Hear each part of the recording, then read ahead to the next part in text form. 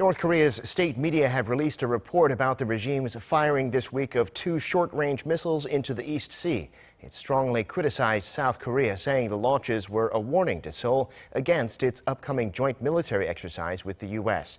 The test was organized personally, it said, by leader Kim Jong-un. Jung-hee reports. Some strong words of warning from North Korea on Seoul's upcoming joint military exercise with the U.S. next month.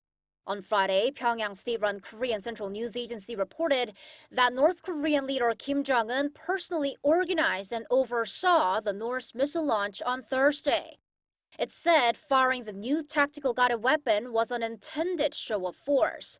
It was to warn South Korea for planning to go ahead with the joint military exercise despite continued messages from the North.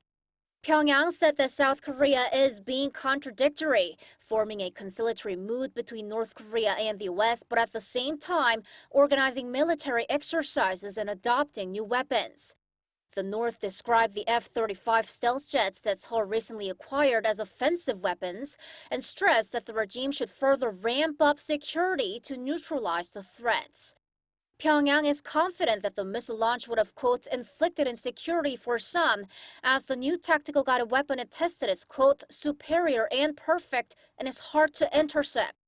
The North directed its warning to the South Korean chief executive, that is President Moon Jae-in, that Seoul should stop suicidal acts and not ignore the warnings from Pyongyang. Pyongyang has long been sensitive about Seoul-Washington joint military drills, calling them a rehearsal for war. Last week, the North issued a statement explicitly warning that the denuclearization talks could be at risk if South Korea and the U.S. go ahead with the exercises next month. The North also expressed negative views on receiving rice aid from the South, citing the same reason. In the end, the North took action in protest, firing what Seoul sees as a new type of ballistic missile. Jung-hee, Arirang News.